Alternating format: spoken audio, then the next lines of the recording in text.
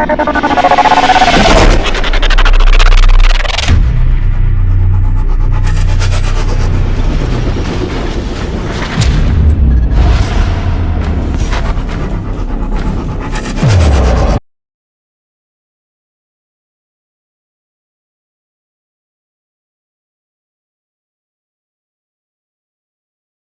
வந்து இந்த மாதத்தில் உங்களுக்கு வாக்கு பண்ணியிருக்கிறாரு. சீர்படுத்த போகிறேன், நீரூற்றை உண்டு பண்ண போகிறேன், உங்களுக்குன்னு ஒரு பாதையை, கோணலான பாதையை செவ்வையான பாதையை நான் மாற்ற போகிறேன். நான் உங்களுக்குள்ள வாசம் பண்ணி எங்கு செல்லணும் எங்கு செல்லக்கூடாது எல்லாத்தையும் உங்களுக்கு நான் கற்றுக் கொடுக்க போகிறேன். ஆனால் அதுக்கு நீங்கள் விட்டு கொடுக்கணும். இந்த கள்ளத்தனமான இந்த கபடமான இந்த வார்த்தைகளை நீங்கள் என்ன செய்யாதீங்க, கற்பம் தரிக்காதீங்க. கற்பம் தரிச்சிட்டு வாயில் பிறக்க வைக்காதீங்க. அப்போ நம்முடைய வாக்குத்தத்தங்கள், தேவன் நம்ம கொடுத்த வாக்குத்தத்தங்கள் எல்லாமே என்ன செய்யுது, போயிடுது. பார்த்தோம் யோசுவா இஸ்ரவேல் மக்களே யோபாக்கு அனுப்பினார் எரியோவுக்கு. ஆனால் அவர்கள் போய் வந்து ஒரு 4 வார்த்தை நல்ல வார்த்தை சொல்லியிருந்தா நிறைய மக்கள் செத்துருக்க மாட்டாங்க. அவங்க என்ன சொன்னாங்க, அவர்கள் பலசாலி, அவர்கள் பயங்கரமானவர்கள், அவர்கள் ராட்சச போல் இருக்கிறாங்க, அவர்களுக்கு முன்னால் நம்ம ஒரு வெட்டுக்கிளி மாதிரி இருக்கிறோம், அதனால் நம்ம அங்கே போக முடியாது, தேசத்தை சுதந்திரிக்க முடியாது என்று வேதம் சொல்லுகிறது. அவர்கள் துர்ச்செய்தியை என்ன செஞ்சாங்க, பரப்பினார்கள். ஆனால் யோசுவாவின் காலேப் என்ன சொன்னாங்க, அவங்க சொன்ன வார்த்தை, இந்த வார்த்தையை கேட்டுட்டு அவர் சொன்ன வார்த்தை, நம்ம போய் அதை சுதந்திரிப்போம் அப்படின்னார்கள். ஆனால் மற்றவர்கள் என்ன செஞ்சாங்க, நாங்கள் எகிப்தில் இருந்து கஷ்டப்பட்டாலும் அங்கே நிம்மதியாக இருந்திருப்போம், இப்படி வனாந்திரத்தில் சாகரத்துக்கு அழைச்சி வந்தீங்க என்று பேசினவர்கள் யாருமே கானானுக்குள்ளே போக முடியல. வார்த்தை இஸ்ரவேலை வேவு பார்க்க போனவங்க நல்ல செய்தியை சொல்லாமல் துர்ச்செய்தியை பரப்பினார்கள். அந்த வார்த்தையை கேட்டவர்கள் மடிந்தார்கள், செத்தார்கள் வனாந்தரத்தில். ஆனால் யோசுவா காலேப் என்ன சொன்னார்கள், நம்ம போவோம், வாக்கு தத்தத்தை கொடுத்துருக்கிறாரு, சுதந்திரிப்போம் சொன்னாங்க, சுதந்திரித்தார்கள். அதே போல் உங்கள் வீட்டுக்கு 2 பேர் வரலாம். இந்த பிள்ளையை இந்த படிப்பு படிக்க வைக்க போகிறீங்க, இந்த பிள்ளையெல்லாம் படிக்கிற மாதிரி தெரியல, நீங்கள் பேசாமல் இந்த இதில் சேருங்க அப்போனா சரி. இல்லை, இந்த பிள்ளை அங்கே படித்து இதை காட்டிலும் முன்னேற போது, கர்த்தர் அப்படிப்பட்ட காரியத்தை செஞ்சுருக்கிறாரு அப்படின்னு யோசுவா காலேப் பேசுனது போல பேசுங்க. நீங்களாம் கடனை அடைக்கிற மாதிரி தெரியல, இல்லை நான் அநேக ஜாதிகளுக்கு கடன் கொடுப்பேன் வாக்கு பண்ணியிருக்கிறாரு, கண்டிப்பாக என் தேவன் வாக்குத்தத்தை நிறைவேற்றுவார் அப்படி பேசுங்க. உங்கள் வீட்டுக்கு அடிக்கடி வந்து உங்களை மனதை வேதனைப்படுத்தும்படி யாராவது வந்துக்கிட்டே இருந்தாங்கன்னா அவங்கள அவாய்ட் பண்ணிடுங்க. ஒன்றும் கவலைப்படாதீங்க, கர்த்தர் உங்கள் கூட இருக்காரு, உங்கள் கடவுள் உங்கள் கூட இருக்காரு, உங்கள் பிள்ளையை வாழ வைப்பாரு, எலும்ப போகிறீங்க, தைரியமாக இருங்க அப்படின்னா உட்காந்து டீயை போட்டு கொடுங்க. உட்காந்து என்ன செய்யுங்க, டீயை போட்டு கொடுங்க, ஸ்நாக்ஸ் கொடுங்க, அவங்களுக்கு நல்லது, ஆண்டவர் உங்களை ஆசீர்வதிப்பார். இதை விட்டுப்பட்டு என்ன உங்கள் வீட்டுக்காரர் ஒரு மாதிரியா போகிறாரு, முறைச்சிட்டு போகிறாரு, அவர் நட ஒன்றும் சரியில்லையே, உங்கள் வீட்டுக்காரர் பார்த்து இருந்துக்கக்கா, அந்த எழுத்து விட்டு அக்கா கூட பேசிக்கிட்டு இருக்கிறாரு, பார்த்து ஜாக்கிரதை இருந்துக்க, வரட்டா அப்படின்னா சரி அக்கா, இனிமேல் வீட்டு வாசப்படி மீதிக்காது ஓடி போயிரு. என் வீட்டுக்காரை பற்றி எனக்கு தெரியும், நீங்கள் பேசாமல் கம்முன்னு போங்க. அடுத்து அந்த அம்மா பேசவே பேசாது. நீங்கள் அந்த அம்மா சொல்கிறீங்களா, அப்படியா எந்தாக்கா அந்த அக்காவுடையா எவ்வளோ நேரக்கா பேசினாரு, நீ வேற சிரிச்சு பேசுனாங்க, ஆடி பேசுனாங்க, அப்புறம் இதெல்லாம் கேட்டாத. அவர் ஆனாலும் சரி சிரிச்சாலும் சரி எனக்கு தெரியும், நீ பேசாமல் ஓன் பூசணை முதல்ல பார்த்துட்டு இடத்த காலி போட்டு இடத்த ஓடி போயிரு. அடுத்து அந்த அக்கா வீட்டுக்குள்ளேயே வராது. அல்லேலூயா. இதுதான் கள்ள வார்த்தைகளை கற்பம் தரிக்கிறது, இதுதான் தகாத வார்த்தைகளை உள்ளே வச்சுக்கிறது. புரியுதா உங்களுக்கு? எந்த ஒரு அவிசுவாச வார்த்தைகளை இந்த காதில் விழுந்துடக்கூடாது, ஜாக்கிரதை. உன் தொழில் முன்னேற போகுது, சந்தோஷப்படு. நீ எலும்ப போற, சந்தோஷப்படு.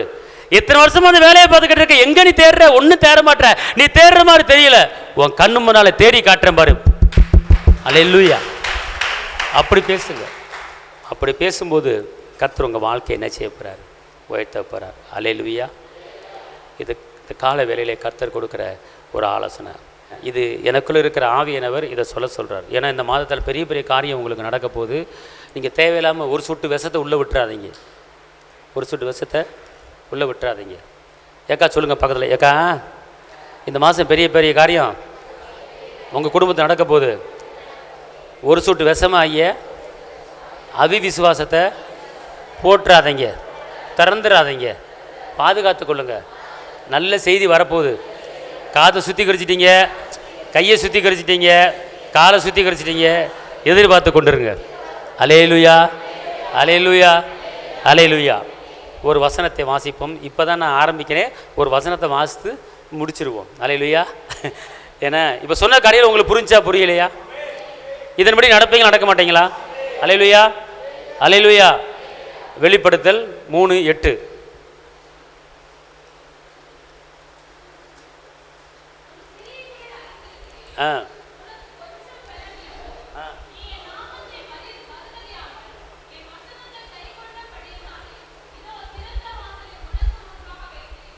கர்த்தர் சொல்கிறாரு, இந்த மாதத்தில் உங்களுக்கு திறந்த வாசலை.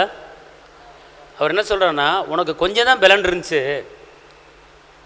நீ எந்திரிப்பியா, எந்திரிக்க மாட்டியா, செத்துருவியா, சாக மாட்டியா, இப்படிப்பட்ட ஒரு சூழ்நிலை, அணைய அவதூறு வார்த்தை, இயேசுவை தானே வணங்குற, ஏன் இப்படி உனக்கு இருக்குது, அப்படி அவதூறு வார்த்தை, சர்ச்சுக்கு போய் என்னத்தை கண்டா, இப்படி அவதூறு வார்த்தை. இந்த கொஞ்சம் பலன் இருந்தும் நீ என்னை மட்டும் மறுதளிக்காமல் அவர் தான் எனக்கு வேணும்னு சொல்லி ஒரே முடிவா ஒரே திட்டத்தோட நீ இருந்தனால, அதான் திருப்பி அந்த வசனத்தை வாசிங்க. உன் கிரியைகளை நான் அறிஞ்சிருக்கிறேன், உனக்கு கொஞ்சோண்டு பலன் இருந்துச்சு,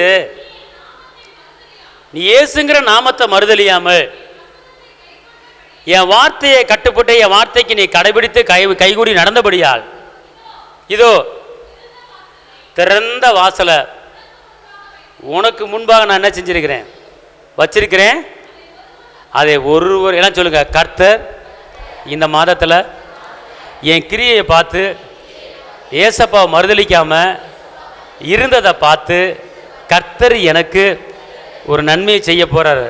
கஷ்டம் வந்த நேரத்திலும், பலவீன நேரத்திலும், அவமான நேரத்திலும் நான் பொறுமையை கையாண்டு இயேசுவையே நம்பி இருந்தபடியால் அவர் எனக்கு இந்த மாதத்தில் ஒரு வாக்குத்தத்தம் கொடுக்கிறாரு. திறந்த வாசலை எனக்கு முன்பாக வச்சிட்டாரு. அவர் திறந்த ஆசீர்வாதத்தை கட்டவிழ்த்தாருன்னா இந்த உலகத்தில் எந்த மனுஷனும் பூட்ட மாட்டான். அல்லேலூயா சொல்லுங்க. இந்த மாதம் அற்புத மாதம், அற்புத வாசல் திறக்கப்பட்டு விட்டது. சுகத்தின் வாசல் திறக்கப்பட்டு விட்டது. அதிசயமான வாசல் திறக்கப்பட்டு விட்டது. வெற்றியின் வாசல் திறக்கப்பட்டு விட்டது. கிருபையின் வாசல் திறக்கப்பட்டு விட்டது. மேன்மையான வாசல், செழிப்பியான வாசல் திறக்கப்பட்டு விட்டது. அல்லேலூயா, அல்லேலூயா. இன்னொரு வசனத்தை ஏசாயா 60:11 சீக்கிரம். ஏசாயா 60:11. ஜாதிகளும், அதாவது வாசிக்கிறது, உன்னிடத்துக்கு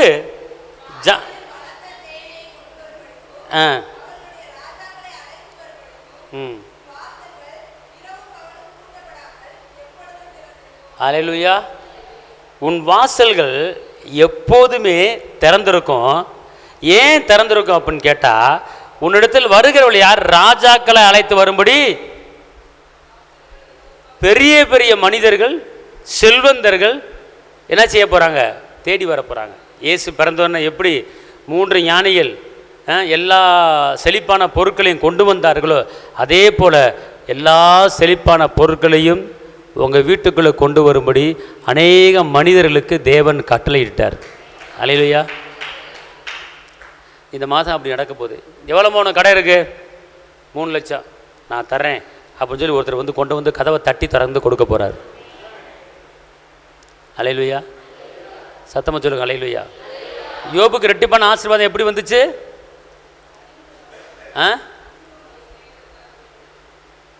அவருக்கு முன்ன அறிமுகமானவர்கள் வந்து ஒவ்வொருத்தரும் ஒவ்வொரு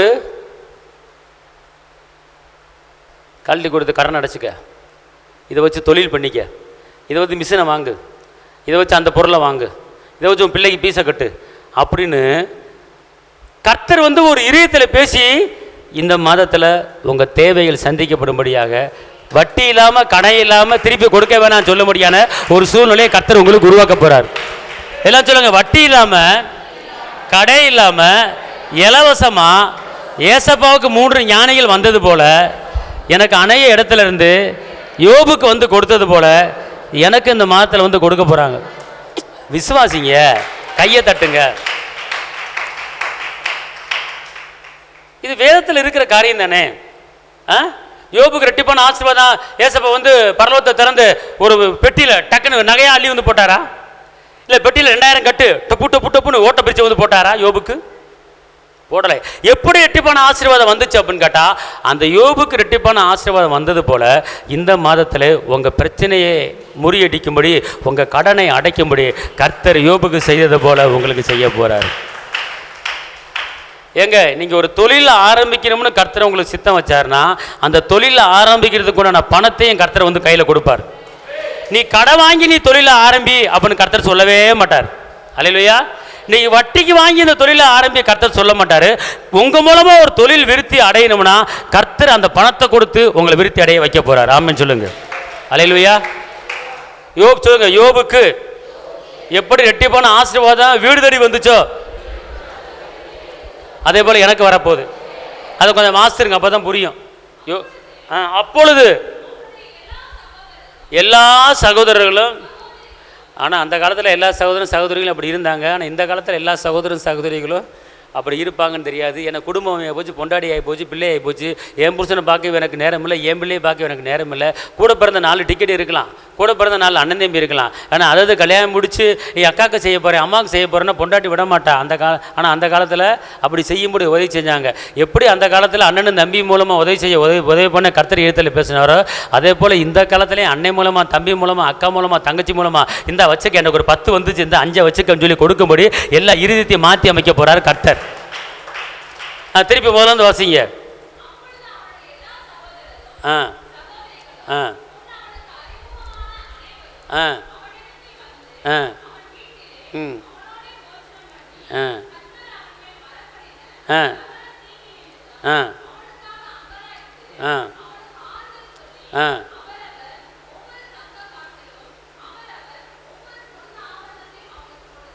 அல்லேலூயா. எல்லாம் சொல்லுங்க. அந்நாட்களில் யோபுவை ரெட்டிப்பான ஆசீர்வாதத்துக்குள்ள நடத்துவதற்கு யோபு வீட்டுக்கு நிறைய பேர் வந்தாங்க. வந்தவங்க முறுமுறுக்காம ஆறுதல் சொல்லி ஒவ்வொருத்தரும் ஒவ்வொரு நெக்லஸையும், ஒவ்வொரு செயினையும், ஒவ்வொரு நகை ஆபரணத்தையும் கழட்டி கொடுத்து இதை விற்று நீ முன்னேறிக்கன்னு சொல்லிட்டு போனாங்க. அதே போல் இந்த மாதத்தில் என்னை தேடி அநேகரை கர்த்தரை வர வைக்க போகிறாரு. இத்தனை காலமாக உழைக்கிறையே என்னத்தை கண்ட அப்படின்னு சொல்லி, இத்தனை காலமாக இப்படி உழைச்சி ஓடா போயிட்டியே, ஏதாவது ஒரு வீடு வாங்கியிருக்கியா, ஏதாவது நகை வாங்கியிருக்கியா அப்படின்னு என்னை ஆறுதல் படுத்தி, இந்தா இதில் 2 இருக்கு, இதை வச்சு நகையை வாங்கிக்க, இந்த இதில் 5 இருக்கு, இந்த இடத்த வாங்கிக்க அப்படின்னு அநேகர் வந்து எனக்கு என் வீடு தேடி வந்து சொல்ல போகிறாங்க. நான் எதிர்பார்த்துக்கிட்டு இருக்கிறேன். ஒரு சில பேர் நினைக்க என் கூட பிறந்தவங்களும் அப்படிலாம் கிடையாது. ரைட்டு, ஓகே, கூட பிறந்தவங்க விட்டு தள்ளுங்க. இன்னொரு வார்த்தை உள்ளே விட்டுருக்கிறாரு. என்ன விட்டுருக்கிறாருன்னா, முன்ன அறிமுகமானவர்கள். சரியா, கூட பிறந்தவன் தான் செய்ய மாட்டேன், கூட பிறந்தவன் பெறாமப்படுவேன், ரைட், அவனை ஒதுக்கி தள்ளு. ஆனால் இன்னொரு வசனம், இன்னொரு காரியம், முன் அறிமுகமானவர்கள். அல்லேலூயா. நீங்கள் 10th படிச்சிருக்கும் போது உங்கள் கூட பழகின ஆள் இருக்கலாம், நீங்கள் காலேஜ் படிக்கும்போது உங்கள் கூட பழகின ஆள் இருக்கலாம், இப்போ அவன் வெளிநாடு போயிருந்துருக்கலாம், திருப்பி வந்து உன்னை பார்க்க வந்திருக்கலாம், உன் நிலைமையை பார்த்து உனக்கு அவன் அள்ளி கொடுத்துருக்கலாம்.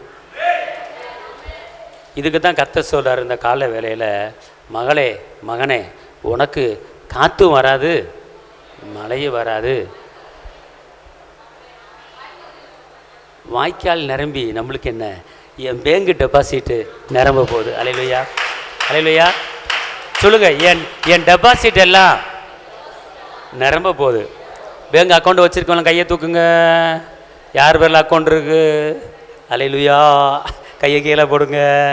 சொல்லுங்க, என் பேங்க் அக்கௌண்ட்டு, என் களஞ்சியம் பூர்ணமாய் நிரம்பி வழியே போகிறது. அல்லேலூயா, அல்லேலூயா. சொல்லுங்க, கர்த்தர் பெரிய காரியத்தை இந்த நாட்களில் செய்வார். சரி, இப்படிப்பட்ட ஒரு நன்மையான காரியம் உங்களுக்கு நடக்கும்போது பிசாசு உங்களை தீமையான காரியங்களுக்கு ஒப்பு கொடுப்பான். அப்போ நீங்கள் என்ன செய்யணும் கேட்டால், நீங்கள் தேவையில்லாத காரியத்துக்கு வழக்காடுதல் நீங்கள் என்ன செய்யக்கூடாது, கூடாது பார்த்துக்கொள்ளுங்க. வழக்காடுதல் கூடாது பார்த்துக்கொள்ளுங்க. ஒரு வசன நீதிமொழியில் இருக்குது, நீங்கள் தேவையில்லாத வழக்காடுதலுக்கு எடுத்துக்கொள்ளுங்க. நீதிமொழிகள் 23, நீதிமொழிகள் 23, வழக்குக்கு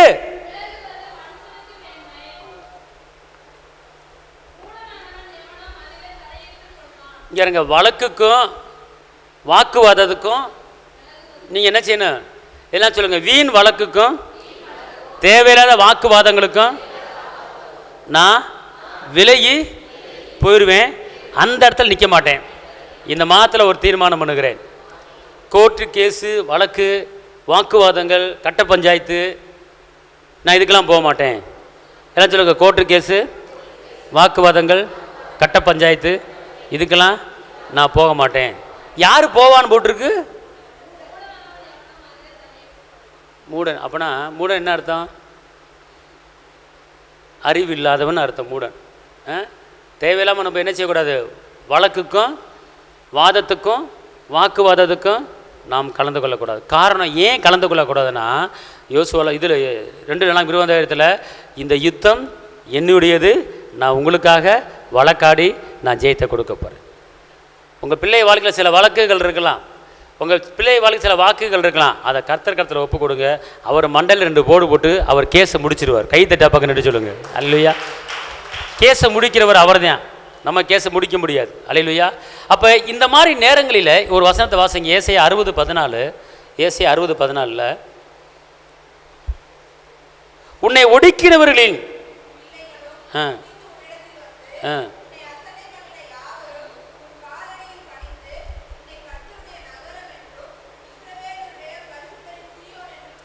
அல்லேலூயா.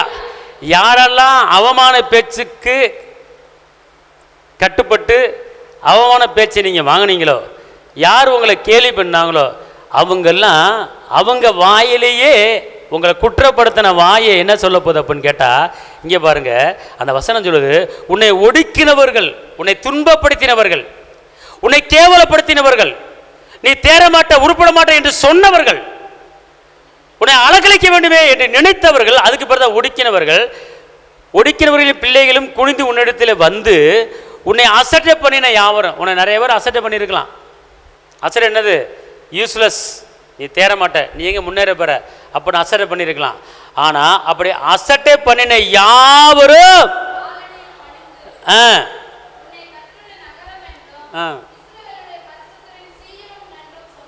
அப்படி சொன்னவங்களை பார்த்து என்ன சொல்ல போகிறாங்க? நீ கர்த்தருடைய, நீ சீயோன் நகரம். கைத்தட்டா பக்கம் ரெண்டு சொல்லுங்க. இதுவரை அவமான வார்த்தைகள் நீங்கள் கேட்டிருக்கலாம். ஆனால் இனிமேல் நீங்கள் கேட்க போகிற வார்த்தை என்ன வார்த்தைன்னு கேட்டீங்கன்னா, நீ இஸ்ரவேலுடைய பரிசுத்தர், நீ சீயோன், சீயோன் குமாரத்தி என்று நீ என்ன செய்ய போகிற, கேட்க போகிற சொல்லப்பட்டிருக்கு. Right, okay. இப்போ நீங்கள் ஒரு தொழில் பண்ணி கொண்டு இருக்கிறீங்க, குடும்பம் அழகாக நடத்தி கொண்டு இருக்கிறீங்க, சில வேண்டாத வார்த்தைகள் வருகிறது, சில அவமானங்கள் வருது, சில நிந்தை வருது. அப்போ அந்த நேரத்தில் எப்படி தாவீது ஜெபிச்சாரோ அந்த மாதிரி நீங்கள் ஜெபிக்கணும். சங்கீதம் 35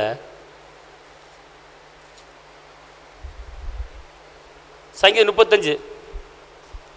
உங்களுக்கு எதிராக சில பேர் பேசிக்கிட்டு இருக்காங்க, உங்களுக்கு எதிராக சில பேர் குற்றப்படுத்திக்கிட்டு இருக்கிறாங்க, உங்களுக்கு எதிராக ஒரு சில பேர் குறை பண்ணிக்கிட்டு இருக்காங்க. அப்போ அந்த நேரத்தில் நீங்கள் ஒன்றுமே செய்ய வேணாம், இந்த சங்கீதம் 35 முழுவதையும் நீங்கள் படிச்சீங்கன்னா போதும். இது ஒரு ஜெபம். வாசிங்க பாப்பா. கர்த்தாவே, எல்லாம் சொல்லுங்க, கர்த்தாவே, யாரோட வழக்காட வேண்டுமோ நீர் வழக்காடு யுத்தம் பண்ணி எனக்கு ஜெயத்தை தாரும். நீர் என் கேடகத்தையும் பரிசையும் பிடித்து எனக்கு ஒத்தாசையாக எழுந்து நில்லும். என்னை துன்பப்படுத்துகிறோடு எதிர்த்து நின்று ஈட்டி வாங்கி அவளை மறித்து நான் ரட்சிப்பு என்று என் ஆத்துமாவுக்கு சொல்லு. அவர் சொல்றாரு, ஆத்துமாவுக்கு சொல்லு. இப்போ இங்கே இருங்க, இந்த நல்லா தெரிஞ்சுக்கொள்ளுங்க, நேரம் இல்லை. உங்களுக்கு ஒரு நிந்தையான ஒரு காரியம் உங்கள் குடும்பத்தில் நடக்குது. ஒரு அவமானப்பட்டு நீங்கள் இருக்கிறீங்க. உங்களை நிறைய பேர் முன்னால் விட்டு பின்னால் உங்களை குறை சொல்கிறாங்க, உங்களை தகாத வார்த்தை பேசுகிறாங்க, உங்களை குற்றப்படுத்திக்கிட்டே இருக்கிறாங்க. அந்த நேரத்தில் உங்களை ஏளனமாக பார்க்குறாங்க. அந்த நேரத்தில் இந்த சங்கீதம் 35 நீங்கள் படிச்சுட்டு இந்த வசனத்தின்படி நீங்கள் எனக்கு செய்யுங்கப்பா அப்படின்னு ஒரு வார்த்தை சொல்லிட்டீங்கன்னா, அதில் இன்னொரு வசனம் அழகாக போட்டிருக்கு பாருங்கள். 21 வாசிங்க. 21.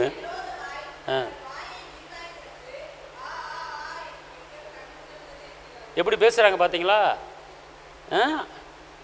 எனக்கு விரோதமாக தங்கள் வாயே ஆ ஆ ஆ நான் பார்த்தேன், அவன் தண்ணி அடிச்சா நான் பார்த்தேன், நான் பார்த்தேன், அவன் கூட போனா, இவன் கூட போனா, நான் பார்த்தேன், என் கண்ணார பார்த்தேன் அப்படின்னு சொல்லி உங்களை குறை சொல்லி குற்றப்படுத்தி பேசுவாங்க. இவ்வளோ அழகாக போட்டிருக்கு பாருங்க.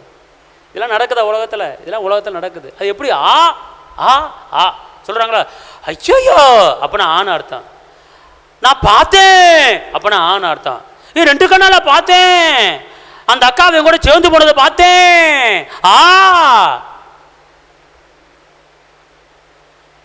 அவன் சோடியா பாலத்துல இறங்கி போய்கிட்டு இருக்கான், 2 கண்ணால பார்த்தேன். இப்ப ஒரு மனிதர்கள் இப்படி எழும்பலாம் பாருங்க. அவர் போட்டாரு, எனக்கு விரோதமாக தங்கள் வாயை விரிவா எப்படி திறக்கிறாங்களா? சாப்பிட்டியா? சாப்பிட்டேன். நல்லா இருக்கியா? நல்லா இருக்கேன். இது விரிவா திறக்கல. நான் பார்த்தேன், 2 கண்ணால பார்த்தேன். அப்புறம் என்ன அர்த்தம்? வாயை விரிவா திறக்கிறாங்க. விரிவா திறந்து, ஐயா வாயை விரிவா திறக்கிறதுக்கு நல்லதுக்கு விரிவா திறங்க. அல்லையா? அடுத்தவன் எக்கடு அவன் பாலத்தில் நடந்து போனான, அவன் கையை கோர்த்து நடந்து போனான, அவன் உட்கார்ந்து நடந்து போனான, அவன் பைக்கில் இடுப்பில் கையை பிடிச்சி போனான். நம்மளுக்கு என்னையா அம்பாடு போயிட்டு போறையா? நம்மளுக்கும் தேவனுக்குள்ள உறவை பலப்படுத்துறதுக்கு என்னமோ அதை பார்க்கறதுக்குண்டான வழியை நம்ம என்ன செய்வோம்? பார்ப்போம். அதை பார்த்து அதை உள்ள இழுத்து போட்டு நம்மளுக்குள்ள ஆவி என்ன செய்யக்கூடாது? கெடுத்து கொள்ளக்கூடாது. பாருங்க, எனக்கு விரோதமாக தங்கள் வாயை திறந்து ஆ ஆ ஆ எங்கள் கண் கண்டது, எங்கள் கண்ணு கண்டது, என்ன போட்டிருக்கு எங்க சொல்லுங்க, என் கண் கண்டது என்கிறார்கள். அப்படி சொல்றவங்க உங்க ஏத்து வீட்டில் இருக்கலாம், பக்கத்து வீட்டில் இருக்கலாம். ஆனா அப்புறம் என்ன போட்டிருக்கு? கர்த்தாவே நீர் இதை கண்டீர், மௌனமாயிராதையும். ஆண்டவரே எனக்கு, ஆண்டவரே நான் அவன் கூட பேசினேனா, அவன் கூட வண்டியில் போனேன்னா, நான் சிரிச்சு பேசினேனா, என் உள்ள எப்படி இருக்கு? அக்கா தங்கச்சி போல சிரிச்சு தான் பேசினேன், அவர் ஜோக் அடிச்சு சிரிச்சு பேசினேன், என் உள்ளத்தை நீங்க அறிவிங்க ஆண்டவரே அப்படின்னு நீங்க ஒரு வார்த்தையை சொல்லி என்ன செய்யணும்? ஜெபிக்கணும். அவன் எந்த கோணத்தில் பார்க்குறான், ஆனால் கர்த்தர் நம்மளை எந்த கோணத்தில் பார்க்குறாருன்னு என்ன செய்யணும்? கர்த்தாவே நீர் இதை கண்டீர், பார்த்தீங்க, மௌனமாக இருக்காதீங்க. ஆண்டவரே எனக்கு, என் தேவனே என் ஆண்டவரே எனக்கு நியாயம் செய்யவும், என் வழக்கத்தை என் தேவனாய கர்த்தாவே உம்முடைய நீதியின்படி என்னை நியாய விசாரியும். என்னை குறித்து அவர்கள் தங்கள் இதயத்திலே இதுவே நாங்கள் விரும்பினது என்று சொல்லாதபடிக்கும், அவனை விழுங்கிவிட்டோம் என்று பேசாதபடிக்கும். இவ்வளவு அழகா எழுதியிருக்காரு பார்த்தீங்களா? அழகான ஒரு ஜெபம் இந்த ஜெபம். அதாவது நம்மளுக்கு விரோதமாக எழும்புகிற மனிதர்களுக்கு சரி கட்டுகிற வார்த்தைகள் தான் இந்த வார்த்தைகள். பார்த்துக்கொள்ளுங்க. இந்த சங்கீதம் 35 படிச்சுட்டு ஆண்டோட ஒப்பு கொடுத்துருங்க. உங்கள் எதிராளிகள் கீழே விழுவதை நீங்கள் பார்க்க முடியும். அல்லேலூயா. அடுத்தபடியாக ஏசியா 45:3-4 கர்த்தர் உங்களுக்கு ஒரு பெரிய காரியத்தை செய்ய போகிறார் இந்த மாதத்தில். ஏசியா 45:3-4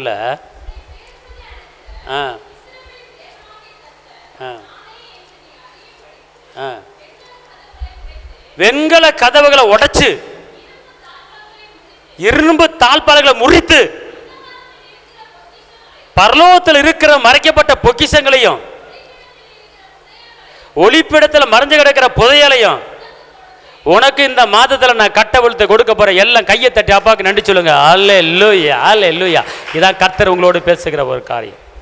இதை கொடுப்பதுக்கு நீங்க என்ன செய்யணும்? நீங்க வேண்டாத காரியத்தில் தலையிடக்கூடாது. அல்லேலூயா. வேண்டாத காரியத்தில் இரவும் பகலும் வேதத்திலே தியானமாக இருக்கிற மனுஷன் பாக்கியவான். எதில் தியானமாக இருக்கணும்? எதில் கண்ணை வைக்கணும்? வேத வசனத்தில் அவருடைய வார்த்தையில் கவனமாக இருங்க. கர்த்தர் உங்களை எல்லாம் அப்படியே எந்திரிச்சு நிற்போமா? ஸ்தோத்திரம் ஆண்டவரே. தகப்பனே மே துதிக்கிறோம், கர்த்தாவே மே துதிக்கிறோம். பிதாவே மே துதிக்கிறோம், நல்லவரே மே துதிக்கிறோம். அல்லேலூயா. நீரே வழி, நீரே சத்தியம், நீரே ஜீவன் இயேசையா.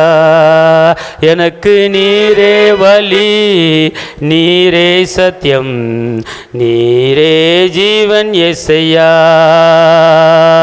உம்மாலன்றி எனக்கு விடுதலை இல்லை, உம்மாலன்றி எனக்கு நிம்மதி இல்லை, உம்மாலன்றி எனக்கு விடுதலை இல்லை, உம்மாலன்றி எனக்கு நிம்மதி இல்லை. எனக்கு நீரே வழி, நீரே சத்தியம், நீரே ஜீவன் இயேசையா. நீரே வழி, நீரே சத்தியம், நீரே ஜீவன் இயேசையா. நான் நம்பும் மனிதர் கைவிடலா, ஆனால் நீர் ஒருபோதும் கைவிட மாட்டீர்.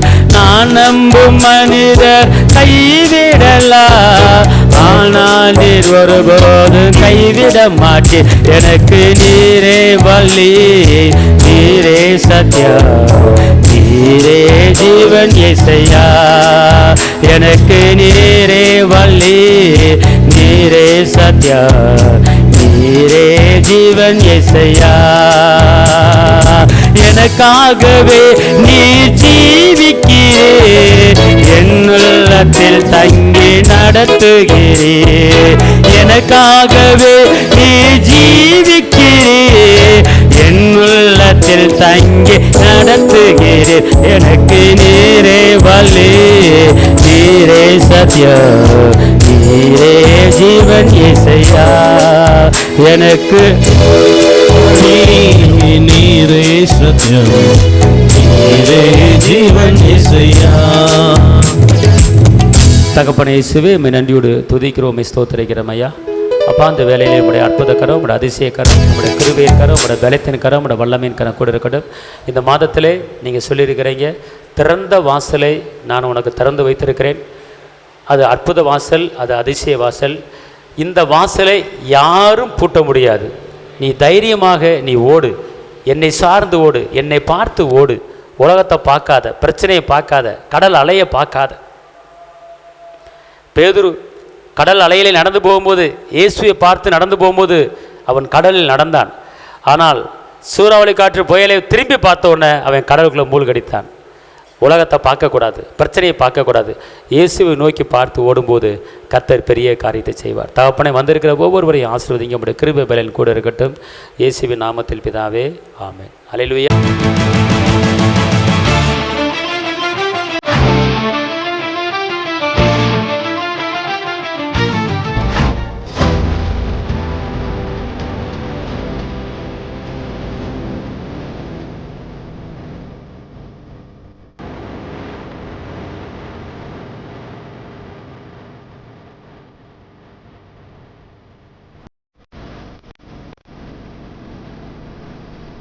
உங்கள் வாழ்க்கையில் போராட்டமா, கண்ணீரா, வேதனையா? இயேசு உங்களுக்கு அற்புதம் செய்வார். எங்களோடு இணைந்து கர்த்தரை ஆராதிக்க உங்களை அன்புடன் அழைக்கிறோம். எங்கள் முகவரி: போதகர் சி. ஜீவா, திரியேக தேவ எழுப்புதல் ஆலயம், RS நகர், அல்லம்பட்டி, விருதுநகர். Cell number 9443313673. Email address jiva.boj@gmail.com. ஞாயிறு ஆராதனையின் நேரம் காலை 8:30 மணி முதல் 10:30 மணி வரை. செவ்வாய்க்கிழமை மன்றாட்டின் ஆராதனை மாலை 6:30 மணி முதல் 8 மணி வரை. வெள்ளிக்கிழமை உபவாச கூட்டம் காலை 10 மணி முதல் 12 மணி வரை. மாதத்தின் 1ஆம் தேதி வாக்குத்தத்த ஆராதனை காலை 5 மணி முதல் 7 மணி வரை. கர்த்தர் உங்களை ஆசீர்வதிப்பாராக.